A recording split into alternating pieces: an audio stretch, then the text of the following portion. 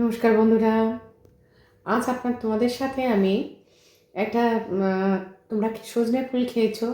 সজনে ফুলের বড়া রেসিপি শেয়ার করছি। আরে খেতে হয়েছিল ভীষণ ভালো। জানো তো, খুব অল্পই ঘরে থাকা উপকরণ দিয়েই এই সজনে ফুলের বড়াটা বানাবে। গরম ভাতে খাবে, আমি এটা বলতে পারি। তোমরা যা ভাত খাও তার থেকে বেশি ভাত খাবে। জানো তো, বড়াগুলো সিম্পলভাবে বানিয়েছিলাম, কি অসাধারণ খেতে হয়েছিল। তো কীভাবে বানাচ্ছি চলো তোমাদের দেখাই। তো তোমরা দেখলে তোমরাও ওটা বানিয়ে খেও। আর এখন তো সজনে ফুল খাওয়া ভীষণ উপকারী, এই সময়টা খাওয়া। তো একবার খেয়ে দেখো, তোমাদের সকলের খুব ভালো লাগবে।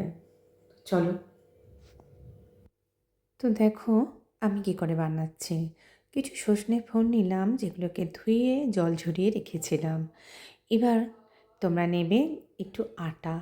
ধরো যতটা তোমার পরিমাণ অনুযায়ী একদম অল্প করে আটা, আর তার সঙ্গে একটু সুজি নিয়ে নেবে। তাহলে বেশ ভালো মুচমুচে হবে। একদম এইভাবে মেখে ফেলবে। হাতে করে নুন দিয়ে একদম অল্প আলতো আলতো করে এভাবে মাখবে, কোনো জল দেবে না। ঠিক আছে? এইবার হাতের সাহায্যে এরকম করে করে চেপটে চেপটে একদম একটা প্যানের মধ্যে নিয়ে একটু তেল লাগিয়ে ব্রাশ করে নিয়ে করে ফেলো।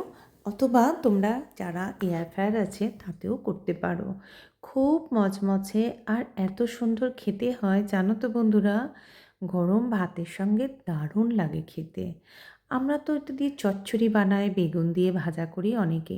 আর এই সময় এই তোমার সজনে ফুল খাওয়া ভীষণ উপকারী, জানো তো। তাই মনে হলো তোমাদের সাথে শেয়ার করি। আমার না খেতে ভীষণ ভালো লেগেছিল। তাই তোমাদের সাথে তো সব কিছুই ছোটোখাটো থেকে সব কিছুই শেয়ার করি। তাই করলাম, যদি তোমরাও এভাবে ভাজো আর তোমাদেরও যদি খেতে ভালো লাগে, তাহলে আমারও মনটা খুব ভালো লাগবে। তাই জন্য করলাম তোমাদের সাথে শেয়ার। তো তোমরাও এভাবে বানিও আর খেও। অনেক সময় বেসনে অ্যাসিডিটি হয়, যার জন্য বেসনটাকে অনেকে অ্যাভয়েড করে। তাই তোমরা এক সিম্পল আটা দিয়ে এভাবে বানিও। তবে আটাটা খুব সামান্যই নেবে। তো কেমন লাগলো জানিও। টাটা।